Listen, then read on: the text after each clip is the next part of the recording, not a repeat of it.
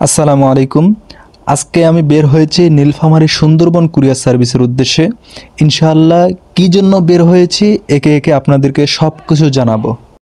তার আগে যেহেতু আমাদের বাড়িতে কেউ নাই, আবার এদিকে কয়েকজন লোক লাগানো হয়েছিল আমাদের রোয়া লাগানোর জন্য, তাদেরকে বলে যাই, কারণ তাদেরকে বলে না গেলে সমস্যা আছে, কারণ ডাকাডাকিও করতে পারে। তো তাদেরকে বললাম। এরপর চাচার জন্য ওয়েট করতেছে, কিন্তু চাচা আমার জন্য পিছনে ওয়েট করতেছে। চাচা আসলো, এরপর বলল যে দোকানে যেতে হবে। আমরা কুরিয়ার সার্ভিসকে ফোন করি যে আমরা চিলাহাটি থেকে বের হয়েছি। কল রিসিভ করলো, এরপর কথাবার্তা হয়ে গেল। এরপর আমরা টাকা গুনতে দিচ্ছি। টাকা গুনতে দেওয়ার পর কিছু ঘাটতি থাকার কারণে আমি আবার কিছু টাকা দিলাম এখানে। দেওয়ার পর এরপর আমরা রওনা দিয়ে দিলাম। আমাদের খুবই ঘনিষ্ঠ পরিচিত এক ভাইয়ের সাথে ওনার সঙ্গে দেখা করলাম। দেখা করার পর উনি কোনোভাবে বিশ্বাস করতে পারছে না আমরা যে এই পার্সেলটা এত দামে নিয়ে আসতে যাচ্ছি।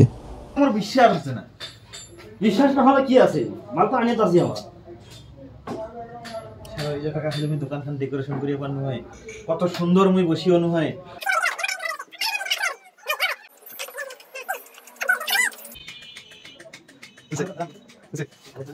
আলহামদুলিল্লাহ আমরা যাচ্ছি। আমরা এখন প্রায় অর্ধেক রাস্তায়।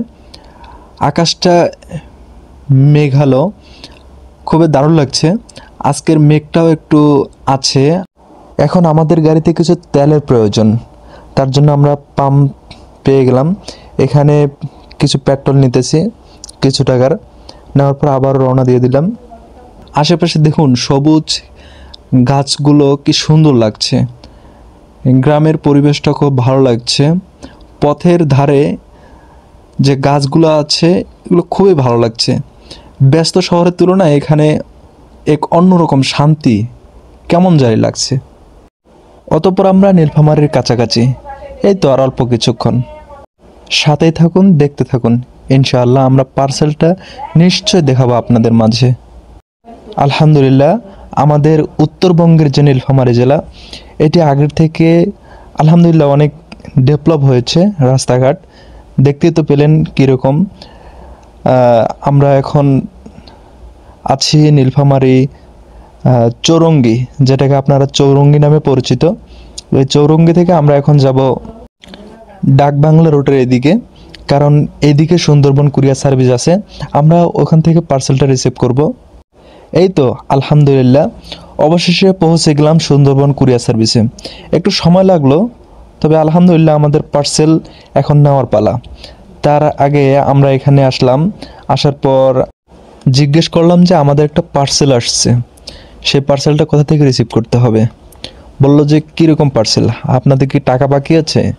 আমরা বললাম যে হ্যাঁ আমাদের টাকা বাকি আছে। তো আমাদেরকে পাশের রুমে দেখাই দিল। আমরা সেখানে আসলাম। আসার পর এখানে এক ভাই দাঁড়ায় আছে, ওনার কাজটা করতেছে। এরপর জিজ্ঞাসা করলাম, ভাইয়া আমাদের একটা পার্সেল আসছে। হ্যাঁ দেখি আপনার মোবাইল নাম্বার 017 কার্ডটা বলবো 017 688 688 57 57 408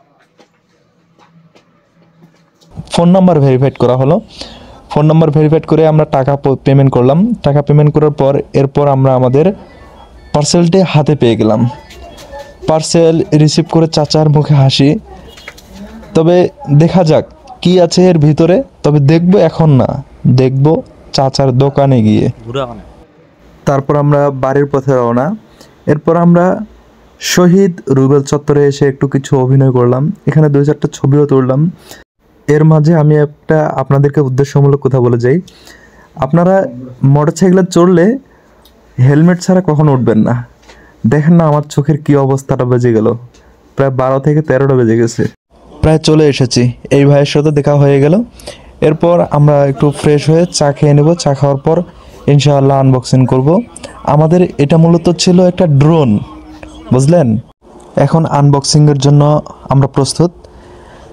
চাচা এটা খোলেন। এত চাচা ব্লেড দিয়ে কাটতেছে। ইনশাআল্লাহ আমরা দেখব একে একে। সাথে আছে আমাদের বিপুল ভাই।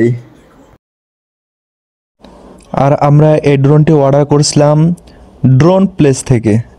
এটা অর্ডার হয়েছিল সায়েদ চাচার নামে। খোলার পরেই আমরা পেয়ে যাচ্ছি এখানে ড্রোনটি ক্যারি করার জন্য একটি ব্যাগ। এই ব্যাগের চেন খুলবো এখন। খোলার পর আমরা দেখতে পাচ্ছি এখানে রয়েছে ব্যাটারি,